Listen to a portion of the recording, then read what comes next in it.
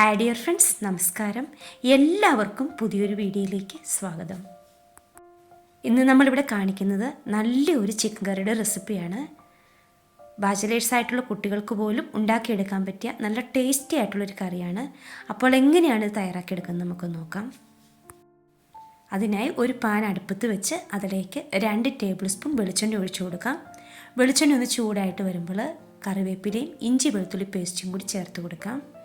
ഇഞ്ചി വെളുത്തുള്ളി പേസ്റ്റ് ഇതുപോലെ ഇളക്കി കൊടുത്ത് ഒന്ന് ചെറുതായിട്ടൊന്ന് വഴറ്റിയെടുക്കണം.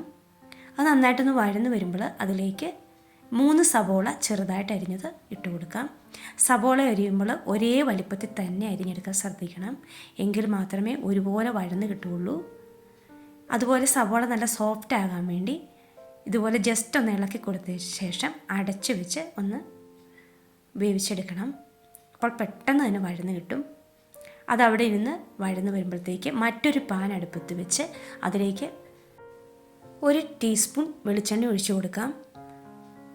വെളിച്ചെണ്ണ ചൂടായിട്ട് വരുമ്പോൾ 1 ടേബിൾ സ്പൂൺ മുളക് പൊടി, കാശ്മീരി മുളക് പൊടിയാണ്, 1/4 ടീസ്പൂൺ മഞ്ഞൾപ്പൊടി, 1.5 ടേബിൾ സ്പൂൺ മല്ലിപ്പൊടി, 1 ടേബിൾ സ്പൂൺ ചിക്കൻ മസാല ഇത്രയും ചേർത്ത് കൊടുത്ത് പൊടിയുടെ പച്ചമണം മാറുന്നവരെ നന്നായി തന്നെ ഒന്ന് മൂപ്പിച്ചെടുക്കാം.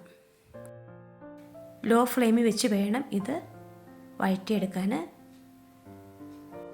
പൊടിയൊക്കെ മൂത്ത് കഴിയുമ്പോൾ ഫ്ലെയിം ഓഫാക്കി കൊടുക്കാം. അപ്പോഴേക്കും നമ്മുടെ സവോള എന്തായെന്ന് നമുക്കൊന്ന് നോക്കാം.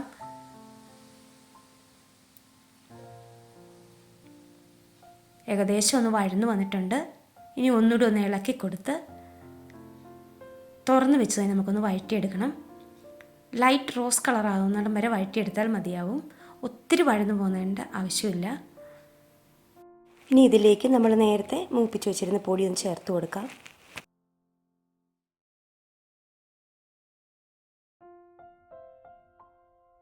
പൊടിയെല്ലാം ചേർത്ത് കൊടുത്ത് സവോളയും പൊടികളും എല്ലാം കൂടി നന്നായി തന്നെ ഒന്ന് ഇളക്കി യോജിപ്പിച്ചെടുക്കാം. പണ്ടൊക്കെ അമ്മച്ചിമാർ ഇതുപോലെയായിരുന്നു കറികൾ വെച്ചുകൊണ്ടിരുന്നത്. നമ്മളാണ് ഇപ്പോൾ പുതുതായിട്ട് സവോളയ്ക്കകത്തോട്ട് തന്നെ പൊടികളൊക്കെ ചേർത്ത് വഴറ്റിയെടുക്കുന്നത്.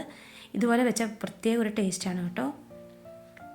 ഞാൻ ഇതിലേക്ക് 1 തക്കാളിയും കൂടി ചേർത്ത് കൊടുക്കുന്നുണ്ട്. തക്കാളി ചേർക്കാതെ വേണേലും ഈ കറി റെഡിയാക്കി എടുക്കാം. ഇനി ഇതിലേക്ക് നമ്മൾ നേരത്തെ കഴുകി വൃത്തിയാക്കി വെച്ചിരുന്ന ചിക്കൻ ഇട്ട് കൊടുക്കാം. 1 കിലോ ചിക്കൻ എടുത്തിട്ടുണ്ട്. ഈ ചിക്കൻ എല്ലാം കൂടി നന്നായിട്ടൊന്ന് ഇളക്കി യോജിപ്പിച്ചെടുക്കാം. ഇനി ഈ ചിക്കൻ കറിക്ക് ആവശ്യത്തിനുള്ള വെള്ളവും കൂടി ഒഴിച്ചു കൊടുക്കാം. ചൂടുവെള്ളമാണ് കേട്ടോ ഞാൻ ഒഴിച്ചു കൊടുക്കുന്നത്. ചിക്കനിൽ നിന്ന് വെള്ളം ഊറി വരും, എങ്കിലും കുറച്ച് വെള്ളം കൂടി ഒഴിച്ചു കൊടുക്കുന്നുണ്ട്. ഇനി അടച്ച് വെച്ച് ഒരു 10 മിനിറ്റ് നമുക്കൊന്ന് വേവിച്ചെടുക്കാം. ഇടയ്ക്ക് ഇതുപോലെ ഒന്ന് തുറന്ന് നോക്കി ഒന്ന് ഇളക്കി കൊടുക്കണം. വീഡിയോ കണ്ടുകൊണ്ടിരിക്കുമ്പോൾ ആരെങ്കിലും ലൈക്ക് ചെയ്തിട്ടില്ലെങ്കിൽ പ്ലീസ് ഒന്ന് ലൈക്ക് ചെയ്യണേ. അതുപോലെ സബ്സ്ക്രൈബ് ചെയ്തൊന്ന് സപ്പോർട്ട് കൂടി ചെയ്യണേ. 10 മിനിറ്റ് ഇരുന്ന് വെന്തതിന് ശേഷമാണ് കേട്ടോ ഞാൻ ഇതുപോലെ ഒന്ന് ഇളക്കി കൊടുത്തത്. ഇനി ഒന്നുകൂടി ഒന്ന് അടച്ച് വെച്ച് 5 മിനിറ്റ് കൂടി നമുക്ക് വേവിച്ചെടുക്കാം. 5 മിനിറ്റ് കഴിഞ്ഞ് തുറന്ന് നോക്കിയപ്പോൾ ഏകദേശം ഈ ഒരു പരുവമായി വന്നിട്ടുണ്ട്. ഇനി ഇതിലേക്ക് കുറച്ച് കറിവേപ്പില ചേർത്ത് കൊടുക്കാം.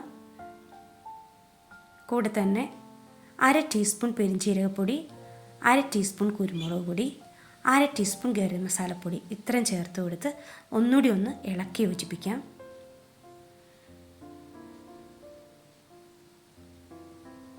ചിക്കനൊക്കെ വെന്ത് കഴിയുമ്പോൾ ഇതുപോലെ പൊടികൾ ചേർത്ത് കൊടുക്കുമ്പോൾ അതിൻ്റെ മണം നമുക്ക് കൂടുതലായിട്ട് കിട്ടും, നല്ല ടേസ്റ്റും ആവും.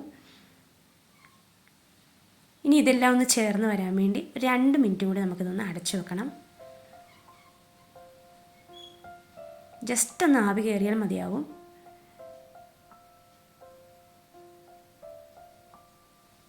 ഇതാ നമ്മുടെ കറി ഇവിടെ റെഡി ആയിട്ട് വന്നിട്ടുണ്ട്. ചോറിൻ്റെ കൂടെയും ബ്രേക്ക്ഫാസ്റ്റ് ഏതുമാവട്ടെ അതിൻ്റെ കൂടെയൊക്കെ കഴിക്കാൻ പറ്റിയ നല്ലൊരു തിക്ക് ഗ്രേവിയോട് കൂടിയ കറിയാണ്. ഈ ഒരു രീതി നിങ്ങൾ ഇതുവരെ ചിക്കൻ കറി വെച്ച് നോക്കിയിട്ടില്ലെങ്കിൽ ഒന്ന് ട്രൈ ചെയ്ത് നോക്കണേ. അപ്പോൾ ഇതുപോലെയുള്ള പുതിയ പുതിയ വീഡിയോസുമായിട്ട് വീണ്ടും കാണാം.